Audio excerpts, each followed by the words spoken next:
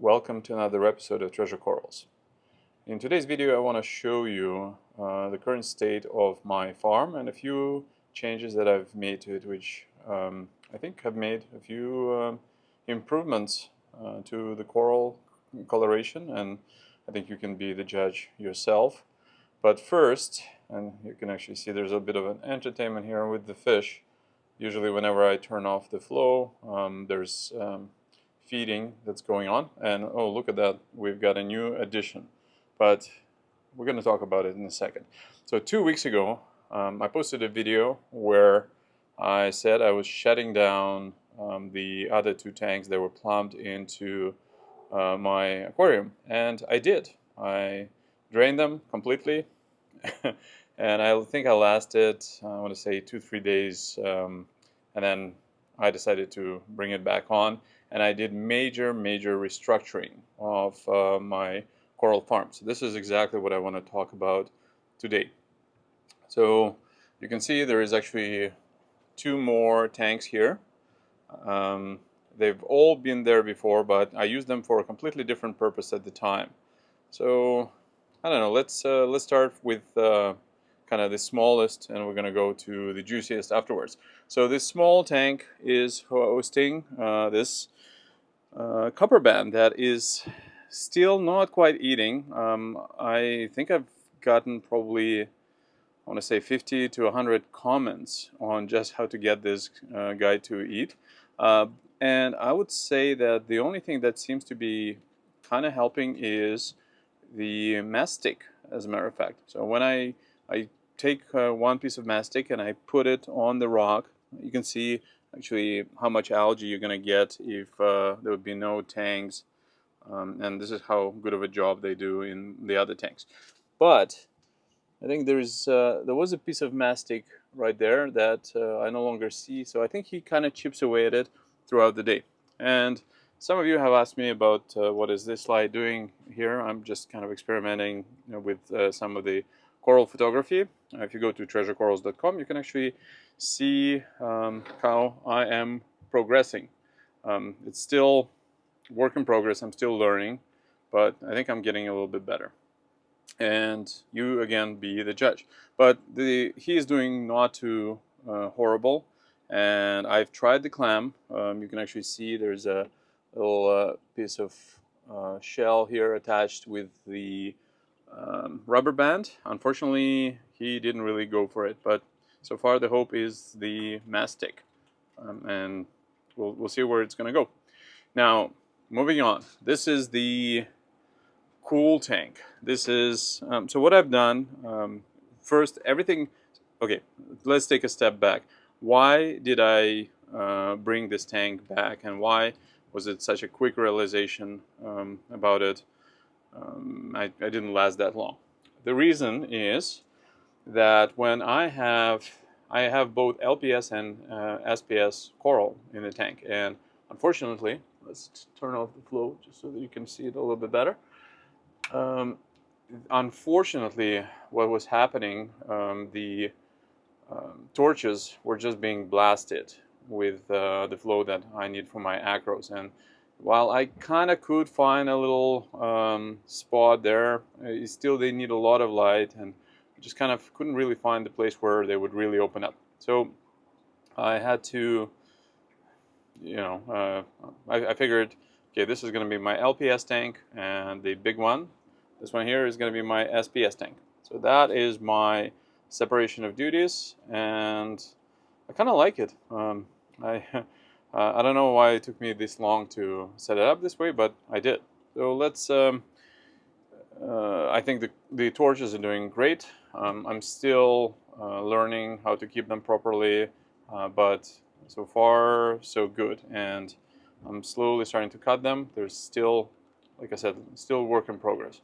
Now, there's a bunch of other corals, and if you again go to the website, you can actually see there's a few things that are for sale, like this red roses right over here.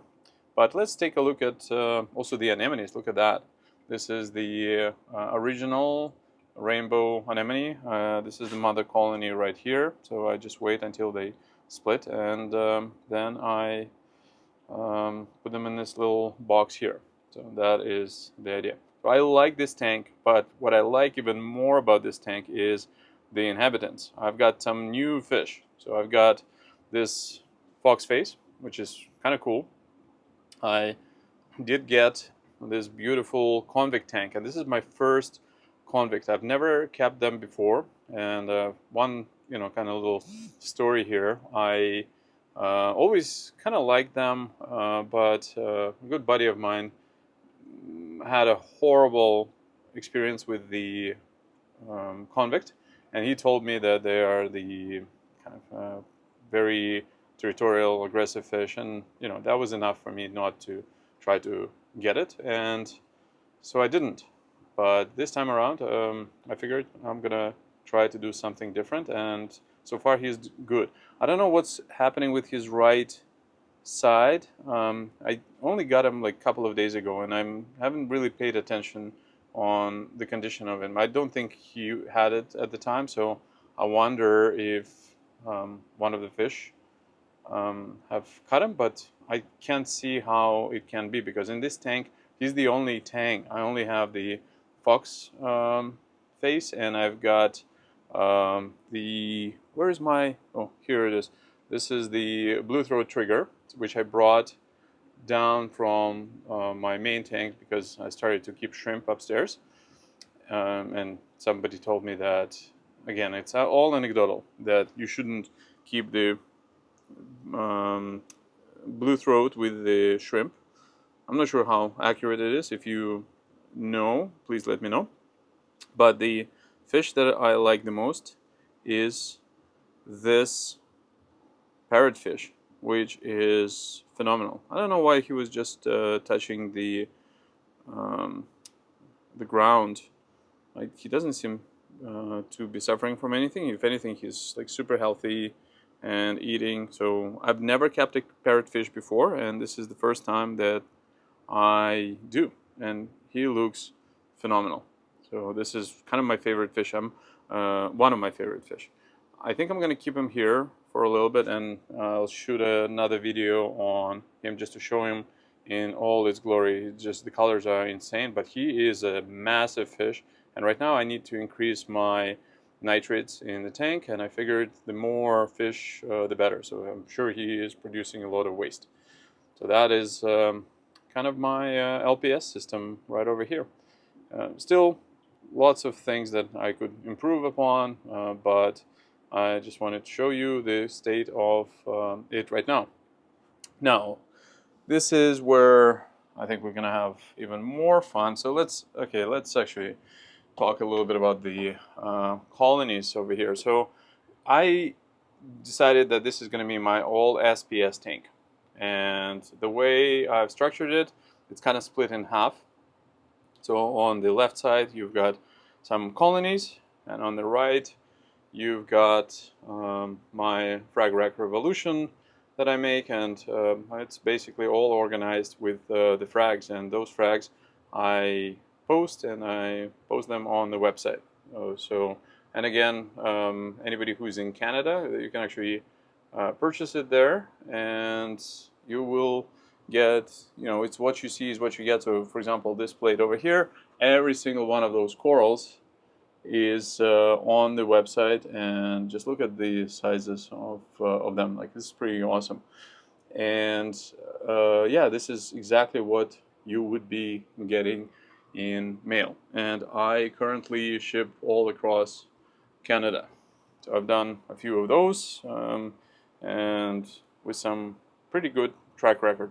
So, well, excellent track record so far. I haven't been a single coral that was lost, which I don't want to jinx, but I'm also somewhat proud of it. And you can see I kind of spent a fair bit of time organizing the corals. So you've got kind of more of the high-end section over here. So there's every coral is more like a fancy one, then a little bit less fancy over here. Then it's plating corals and the encrusting corals, different types of montes, different types of I guess it's some Sophastria, and then some easier corals over here as well. And again, this is still work in progress. But speaking of colonies, look at those colors. I'm actually gonna see if I can tweak a few settings here in the camera to show you an even better view of this. I don't know if the camera is really gonna pick it up. Yeah, I think this is a little bit better over here. So this is, for example, my vivid rainbow delight. You've got proverbial orange passion. It's one of my absolute, if not my favorite coral. And look at all the polyp extension. Finally, I'm starting to get that polyp extension, and I'm pretty happy with it. Finally. I don't know. I actually have a few ideas on what happened, but I'll talk about them in. Actually, you know what? I'll talk about it now. I think I've made a few changes to improve my pH, and I think as my pH started to get a little bit higher, plus I'm now measuring my nitrates and phosphates daily. I think those two key factors have helped. So one thing you hear that sound? This is the feeder.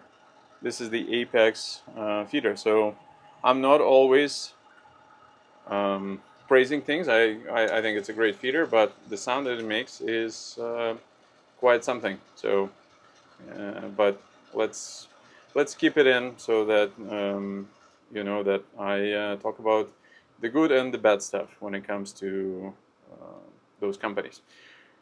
And the fish love them. I like the fact that I can actually program this quite regularly. Like Eheim, I can only do 4 at a time. Here I can feed my fish every 2 hours, for example. And my nutrients are actually have been dropping for a while because I have so much coral. Now, I said there was a second thing that I've done. And for the second thing, it's kind of cool. It's right over here. See all that foam? So I had a skimmer where I took the pump. It's a needle pump from the skimmer, and I just put it in this section over here. So what you've got is crazy amount of aeration, and this line that runs this pump is actually fed from the outside. So in theory, it should improve the quality of the water and you know, CO2 and all of that good stuff. And look at that! I've even got a little bit of skim mate right over here and over here, so which is kind of cool. So that is something that I've done. I did not notice the pH improvement right away, but I think something happened there. So that's the idea. And you know what? This is finally, I don't know how many years I've got the farm going. 3-4 years. I think it's close to about that. This is only when I'm finally starting to see things settle in a little bit more. But it's a very finicky experience, and I don't intend that to be anything but difficult going forward. Every coral, you gotta just watch it, you gotta spend time with it, you gotta look at you know, everything. You have to clean it up. Like, I mean, this guy over here, for example, it's got some cyano right stuck in between, and look at that. It is being blasted by an MP40, but it's just not enough to get that cyano out. So I'm gonna have to go in and kind of yank it out and do this for a few other corals as well. But there's also a new fish here. I have the majestic foxface right over there. So I've only introduced him a couple of days ago, and the first day he was like super stressed, but even now he's starting to get a little bit better. This dory is phenomenal. Look at that. It's just blowing bubbles. I can actually touch it. No, I don't know. Can I touch it? Yeah, I kind of just did. Sometimes he likes to play, sometimes not, but this is so awesome. I'm very happy with that fish. So that is my farm, and it's a lot of work. I take a lot of pride in working all of these corals, getting all the coral colors to the max. I'm trying to be very transparent about my practices and what I feed, and you can actually go to Aquatic Log website and you can actually see all of my parameters daily. So what they are, look at that. He is just he is just having fun. I've never seen anything like that. Okay, that's officially probably my absolute favorite fish, and it's not a rescue, but it was kind of a rescue because I got him from. Look at that! Look at that! He is. I got him from an aquarist that had some major issues with this fish. He said that it was huge trouble and very aggressive in a 300-gallon aquarium, and he didn't know what to do with it. So I bought it from him, and it took a while, but finally I found the perfect place for it, and I think he's very happy. He's nice and fat, and I'm on a mission to really fatten up the fish. So I'm feeding them a lot, and I plan to feed them even more. But look, I think this fish just made my day. So if you're in Canada, check out treasurecorals.com for corals that I ship overnight. So you order and you get it the next day before noon. Or you can go to treasurecorals.com and check out all of the products that I make. Like, look at those visors. So the visors for the blades, the visors for the radions, all of that is made by yours truly, and a lot more. Even the tweezers, look at that. These awesome tweezers. I make this. You can throw them in, they glow, and they will never rust. This is how I get things in the tank most of the time, and all of these caddies over here. So for all the Hannah products and then some, I make all of these caddies as well myself. So this way everything is nicely organized, it's always dry, it's awesome. This is kind of my little plug. So that is my overview of the tank, or my farm for beginning of June 2024. Thank you for watching, and I'll see you next time. There's going to be something really awesome. I'm going to talk about a couple of incredible fish that I'm about to introduce into my main tank, and these are the fish that I'm extremely excited about. It's going to be the bomb. So that's it. Talk later.